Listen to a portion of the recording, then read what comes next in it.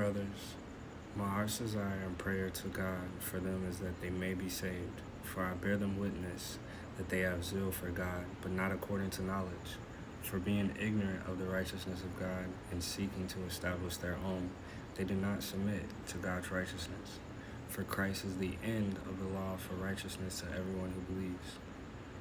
For Moses writes about the righteousness that is based on the law, that the person who does the commandments shall live by them.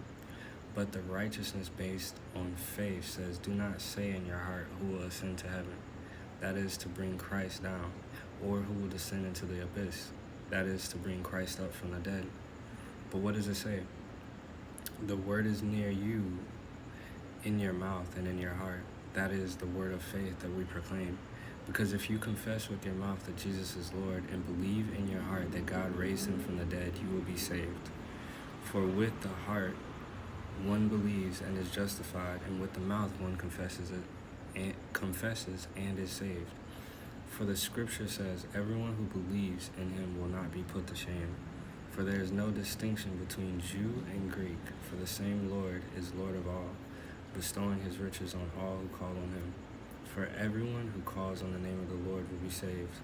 How then will they call on him in whom they have not believed? And how are they to believe in him of whom they have never heard? And how are they to hear without someone preaching? And how are they to preach unless they are sent? As it is written, how beautiful are the feet of those who preach the good news. But they have not obeyed the gospel. For Isaiah says, Lord, who has believed what he has heard from us? So faith comes from hearing, and hearing through the word of Christ. But I ask, have they not heard? Indeed they have. For their voice has gone out to all the earth, and their words to the ends of the world. But I ask, did Israel not understand? First Moses says, I will make you jealous of those who are not a nation.